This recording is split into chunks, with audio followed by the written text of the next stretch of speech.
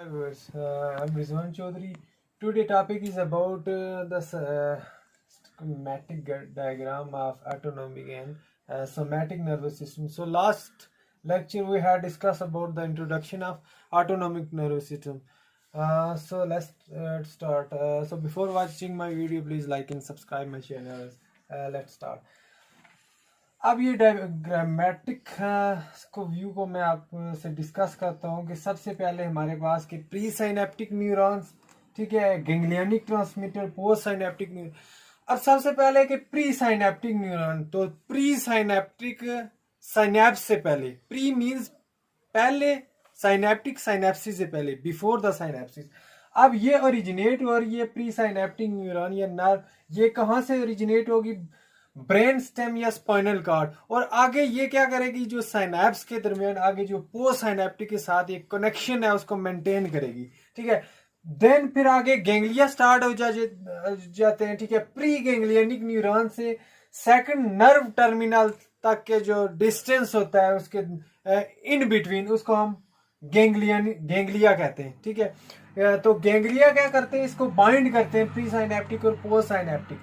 तो इसको सबसे पहले हम देखते हैं कि जो सिंपैथेटिक इनर्वेशन होगी एड्रिनल ग्लैंड की, कौन कौन से न्यूरोट्रांसमीटर होंगे, कौन कौन से के वहां पे रिसेप्टर होंगे जिसके साथ वो न्यूरोट्रांसमीटर आके बाइंड करेंगे। तो सबसे पहले हमारे पास देखते हैं गैंग्लियनिक ट्रांसमीटर में जो सिंपैथेटिक इनर्वेशन होगी एड्रिनल मेडुला, उसका जो न्यूरोट्रांसमीटर होगा वो होगा हमारे पास एसिटाइल कोलिन। सिंपैथेटिक में भी एसिटाइल कोलिन होगा, पैरासिम्पैथेटिक।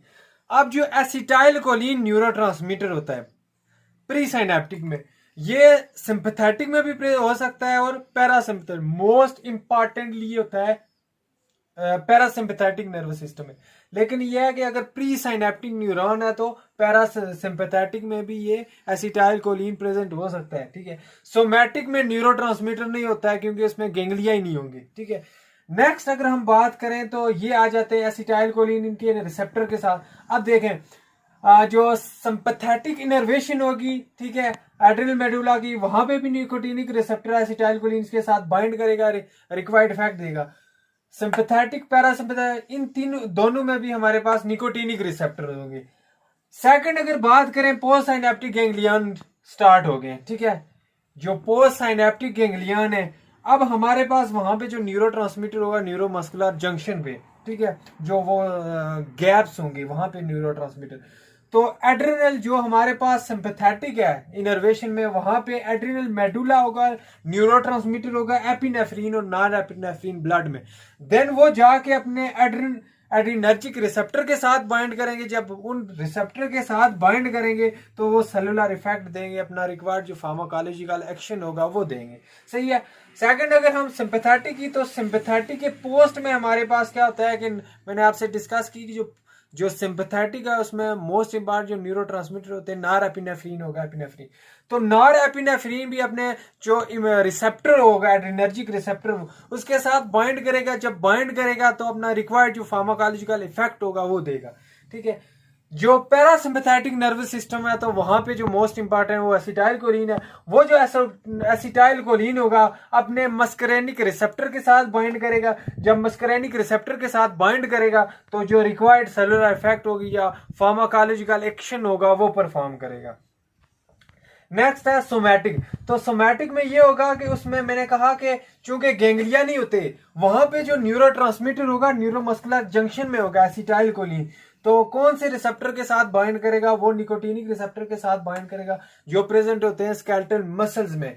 तो ये था एक डायग्राम्स जिसमें जो है ना कि आपसे पूछ सकते हैं कि हाँ जी सिंपैथेटिक में न्यूरोट्रांसमीटर कौन सा होता है, पैरासिम्पैथेटिक उसके प्री गैंग्लिया में कौन कौन से न्यूरोट्रांसमीटर होते हैं, उसके रिसेप्टर कौन से होते हैं, सोमैटिक में गैंग्लिया होते हैं या नहीं होते हैं, उसमें रिसेप्टर न्यूरोट्रांसमीटर कौन सा होता है। नेक्स्ट मैंने पहले भी एक लेक्चर अपलोड किया था, उसमें मैंने रिसेप्टर की टाइप बताई थी जो फार्माकोलॉजी की में प्रेजेंट है कि types of receptor in pharmacology. तो जो इसकी टाइप्स होती है हमारे पास 4 टाइप्स है हमारे पास, ठीक है। जो रिसेप्टर्स होते हैं कि चेंज इन एक्सटर्नल, कि कोई भी जो चेंज होगी डिटेक्ट करेंगे, कोई भी इन्वायरमेंट में कोई अगर चेंजिंग हो रही है इनसाइड या आउटसाइड द सेल, तो उसमें क्या करेंगे, उस चेंज को डिटेक्ट करेंगे। तो सबसे पहले हमारे पास जो रिसेप्टर्स होते हैं उसको आयन चैनल्स, पहला है आयन चैनल रिसेप्टर, जिसको हम कहते हैं लाइगेंड गेटेड आयन चैनल्स, ठीक है। मेटोबोट्रॉपिक रिसेप्टर, मेटोबोट्रॉपिक रिसेप्टर्स होते हैं, टायरोसिन रिसेप्टर्स होते हैं, tyrosine kinase receptor, kinase receptor, ठीक है। उसके अलावा फोर्थ जो है वो होते हैं इंट्रासेलुलर रिसेप्टर्स,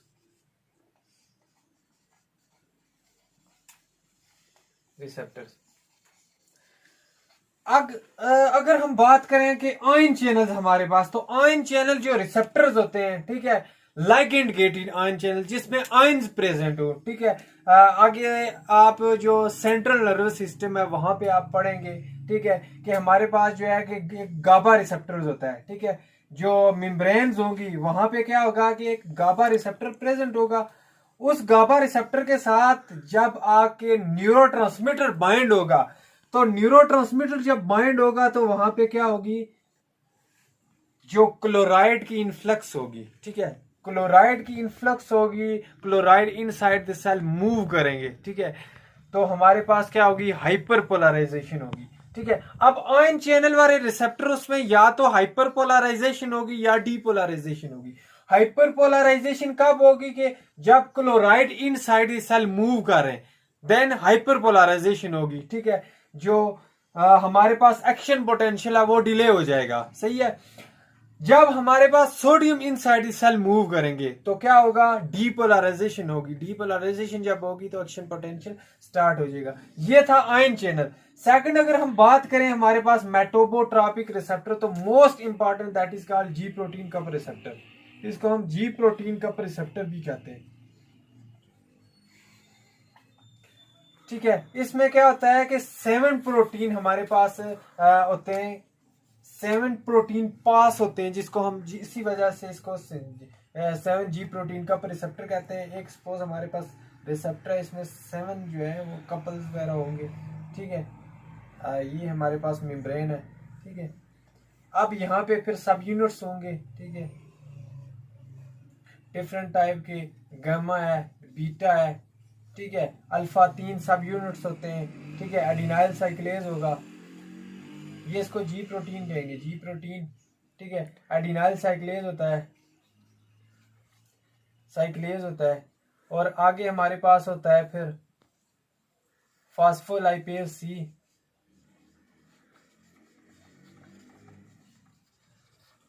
अब ये जी प्रोटीन का रिसेप्टर है। अब जैसे ही हमारे पास रिसेप्टर आया, ठीक है, या कोई भी हमारे पास ड्रग आई या लिगैंड आया, ठीक है, जैसे ही रिसेप्टर के साथ बाइंड हुआ उसने, ठीक है, तो ये रिसेप्टर हमारे पास एक्टिवेट हो जाएगा। इसके साथ जो जी प्रोटीन्स होंगे, ठीक है, इसके जो हमारे पास कंपोनेंट्स होंगे, ठीक है, जो अल्फा बीटा गामा। अब जब ये रिसेप्टर एक्टिवेट हो रहा है, इसकी एक्टिवेशन हो रही है हमारे पास, ये प्रोटीन इसकी भी एक्टिवेशन होगी। देन आगे जाके जो एडिनाइल साइक्लेज है वो भी एक्टिवेट होगा। उसके साथ जो फास्फोलाइपेज सी या एंजाइम है, ठीक है, उसकी एक्टिवेशन होगी। अब जब उसकी एक्टिवेशन होगी तो यहाँ पे फास्फोराइलेशन होगी। फास्फोराइलेशन हो रही है हमारे पास, इसकी ब्रेकडाउन होगी तो हमारे पास सेकंड मैसेंजर बनेगा। यहां से भी एडिनाइल साइक्लेज से, एडिनाइल साइक्लेज से हमारे पास क्या होगा कि जो एटीपी होगी वो चेंज हो जाएगी साइक्लिक एएमपी।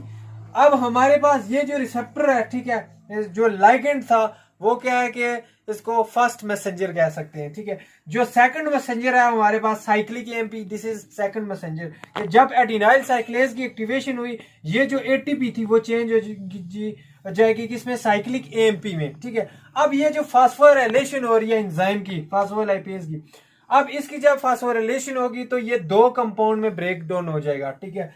IPA3, ठीक है, इंसिटोल फास्फेट 3, ठीक है। IP3 क्या है कि इंसिटोल फास्फेट 3, और डैग बनेगा हमारे पास, ठीक है, डाई असाइल ग्लिसरॉल। ये भी हमारे पास क्या है कि सेकंड मैसेंजर है, ठीक है। अब इसका ये फंक्शन होगा जो IP3 के कैल्शियम की इन्फ्लक्स करेगा। जब कैल्शियम की इन्फ्लक्स होगी तो हमारे पास मसल कंट्रैक्शन होगी। ये जो डैग है फिर क्या करता है कि प्रोटीन काइनेज को एक्टिवेट करता है, ठीक है, टायरोसिन मायोसिन टायरोसिन, फिर आगे जाके मसल की कंट्रैक्शन, ये फिर हेल्पफुल होगा, ठीक है। तो आगे क्या करेंगे, देन ये अपना जो रिक्वायर्ड फार्माकोलॉजिकल इफेक्ट होगा, फार्माकोलॉजिकल एक्शन होगा, वो परफॉर्म करेंगे, ठीक है।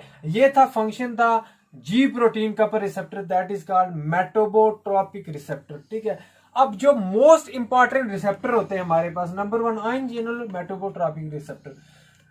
बाकी जो है इंट्रा सेलुलर रिसेप्टर, तो उसमें क्या होगा कि इनसाइड जाएगा, ठीक है। वो जो हमारे पास लाइगेंड हो गई या ड्रग होगी, इनसाइड जाएगी रिसेप्टर की इनसाइड, ठीक है। वहां पे जीन एक्सप्रेशन भी होते हैं, ठीक है। तो ट्रांसक्रिप्शन वगैरह होगी, प्रोटीन सिंथेसिस होगी, उसमें इन्वॉल्व होता है। जो टायरोसिन काइनेज रिसेप्टर या काइनेज रिसेप्टर लिंक रिसेप्टर होते हैं, उसमें ये होता है कि इसमें जीन एक्सप्रेशन होता है, जीन इन्वॉल्व होते हैं, ठीक है। तो हम जो रिक्वायर्ड इफेक्ट होगा वो देगा। जो मोस्ट इंपॉर्टेंट हम ज्यादातर डिस्कस करते हैं फार्माकोलॉजी में, वो हमारे पास आयन चैनल रिसेप्टर होते हैं और metabotropic receptor. So this is all about today lecture, and in next lecture we will discuss about cholinergic receptor, that is the synthesis of acetylcholine, storage, different step involved in the formation of acetylcholine, and then types of cholinergic receptors. So thank you very much.